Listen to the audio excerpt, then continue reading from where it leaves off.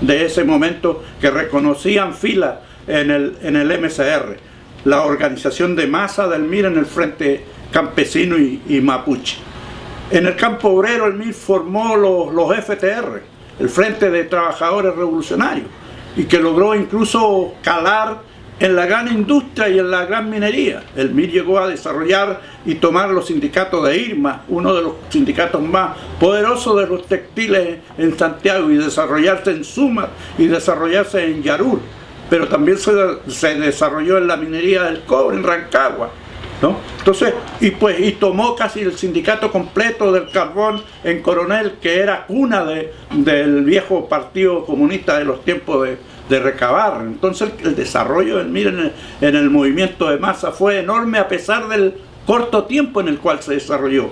Y ahí quedó plantada la semilla, ahí quedó plantada la verdadera expresión de la política mirista que se propugnó desde los años 60 hasta los 70, ¿no? Y entonces, y hoy podemos decir que no hay un solo MIR, ¿no? Que hay 3 o 4 orgánicas del MIR que se consideran defensores de las tradiciones del MIR, del programa del MIR, de la estrategia del MIR, de la táctica del MIR, y que lo adecúan a las condiciones actuales. Muchos de sus actuales dirigentes no son de la vieja dirigencia. La mayoría de las diferentes tendencias, de las diferentes fracciones, tienen nuevas direcciones, compañeros que se formaron en los años 80, uno que otro de la vieja guardia, ¿no? Y que su base principal actual son la juventud. Se dice en Chile, a mí no me consta, pero se dice que los secundarios en Chile siguen las políticas del MIR, ¿no? Incluso se le acusa a Eloísa González, la actual líder de todas las revueltas estudiantiles del movimiento de los secundarios, que preside y es vocera de la ACE. Se dice que es una mujer que propugna las políticas del rojo y negro en Chile. Eso es lo que dice, ¿no? Tendría que yo estar en Chile para poderle asegurar esto, pero sí puedo decirle que me encuentro solidario con la política de la ACE, de los secundarios. Me siento como identificado con toda la lucha que ellos han desarrollado. Es muy importante captar hoy el resurgir del movimiento estudiantil, y especialmente de lo que está ocurriendo entre los secundarios. Desde la Revolución Pingüina para acá, ellos han mantenido sistemáticamente un accionar y desarrollado una forma de organización que tiene muchas características, muchos parentescos por lo que ellos hacen, por los discursos que tienen, por la expresión y comportamiento de sus voceros, que obedecen a la cultura mirista. Y muchos críticos de la política nacional han llegado a decir que la vocera principal del movimiento de los secundarios, Eloísa González, a quien yo admiro mucho, respeto mucho, quiero mucho, apoyo a ella con todas las fuerzas posibles que tengo aún, la acusan de ser una líder rojo y negro. El rojo y negro que se impuso en Chile es la del MIR, ¿no? Y entonces eso muestra que el MIR nunca ha dejado de estar en los diferentes recovecos de la lucha de clase en Chile, en diferentes manifestaciones y en diferentes situaciones orgánicas. Han sido muchos miristas anónimos que después de el retorno a la democracia parlamentaria burguesa, que es la que ahora existe, han muerto, han caído en esta lucha, en estos intentos por la reorganización del MIR, por la reconstrucción del MIR y por la continuidad del accionar del MIR.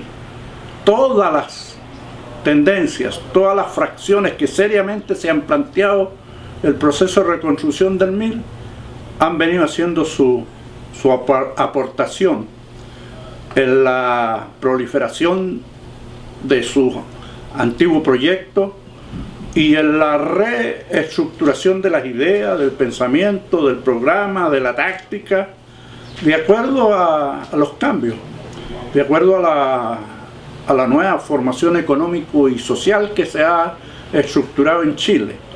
Sin embargo, la historia muestra que en lo fundamental algunos planteos originarios del MIR siguen con una gran vigencia en las condiciones actuales de la lucha de clases. Una de ellos es que Chile reclama la existencia de una organización de la izquierda revolucionaria con las características con las cuales se fundó el MIR en 1965. Ese sigue siendo la gran tarea. En segundo lugar, todo el pueblo descontento con el neoliberalismo y especialmente la clase obrera, el pueblo y los marginados, requieren de una organización de ellos mismos. Bueno, uno de los factores que conllevó al golpe militar en Chile el 11 de septiembre de 1973 era la creencia o la presencia, más bien digamos, de una corriente político-social que siempre propugnó o creyó en la constitucionalidad de la sociedad chilena, en concreto en la constitucionalidad de las Fuerzas Armadas, en lo democrático y constitucional que era el histórico Congreso, Parlamento chileno, los que supuestamente respetaban y se sometían a los dictámenes de la Constitución política del Estado que existió desde 1925, creo que promulgada por uno de los Alessandri, uno de los presidentes que tuvo Chile de aquellos años. Allende mismo era un defensor de esta línea constitucionalista.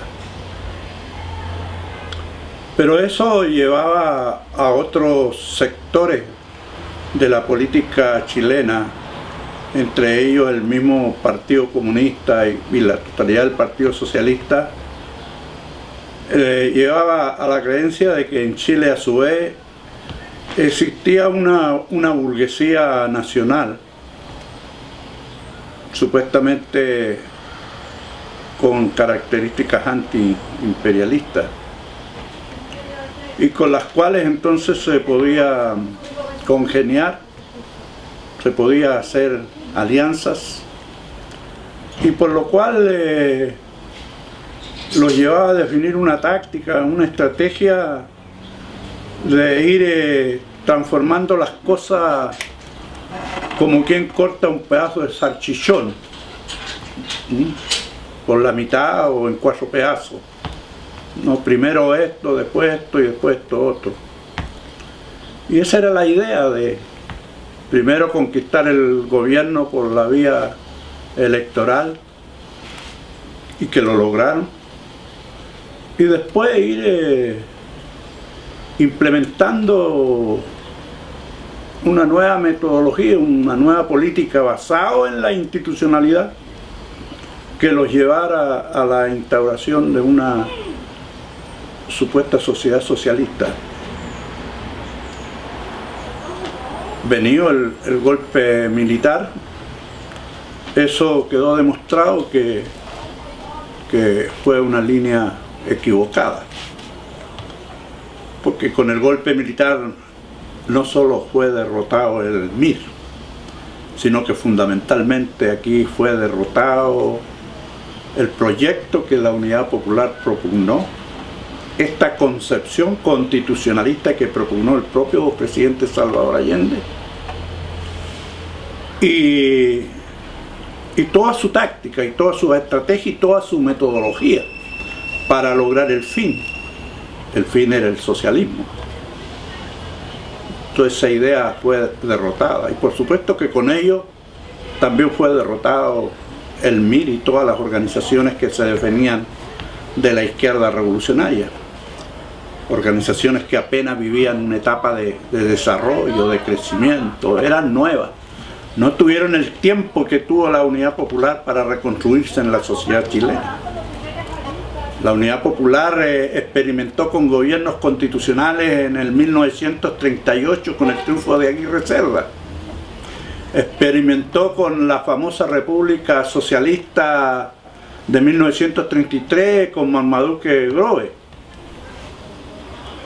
Y después hubieron varias otras intentonas, pero también contrarrespuestas y intentonas golpistas militares lo hubieron siempre en Chile. Así que esta idea de la constitucionalidad, de la institucionalidad, ha sido siempre una farsa en Chile, porque masacres como la de Santa María en Iquique, masacres como la de Ranquil, como la de Puerto Montt, como la de El Salvador, como la de la José María Caro, como la de San Miguel, etcétera, en las cuales han participado el ejército y las policías chilenos, han mostrado que ellos se han cagado toda su vida en la institucionalidad, que ellos mismos deciden respetar, o que sus propios parlamentarios habrían aprobado en el Congreso.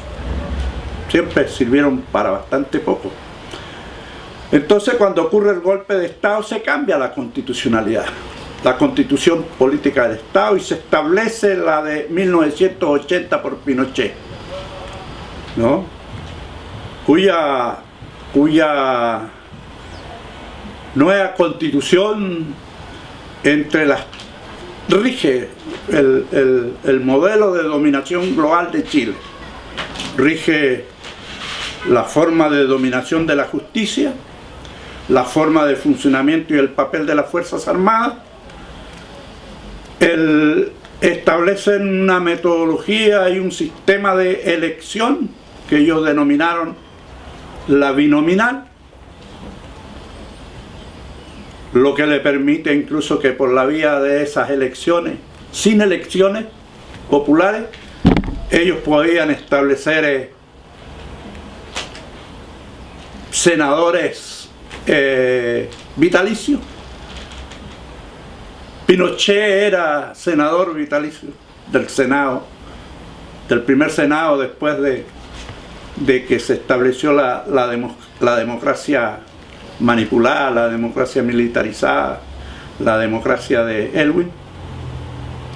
Y todos los ministros que habían sido de Pinochet podían ser senadores vitalicios. Hasta hace poco habían ministros aún todavía nominados por Pinochet. El propio Frei, basado en la constitución política del Estado, los expresidentes de la Concertación, todos son senadores vitalicios. Algunos lo ejercen de una manera u otra, pero son senadores vitalicios, además con un salario que no es el de los obreros del cobre, ni de los obreros de la construcción, ni de los campesinos y mapuches de Temuco o de Mayeco. Entonces, esta constitución política del Estado, la que se estableció a sangre y fuego en 1980, es la que rige los destinos de Chile, es la que remodela la justicia, la que remodela el sistema económico, que a su vez el modelo económico no ha variado en lo sustancial del que estableció el grupo de los Chicago Boys, que eran los asesores principales del modelo neoliberal salvaje.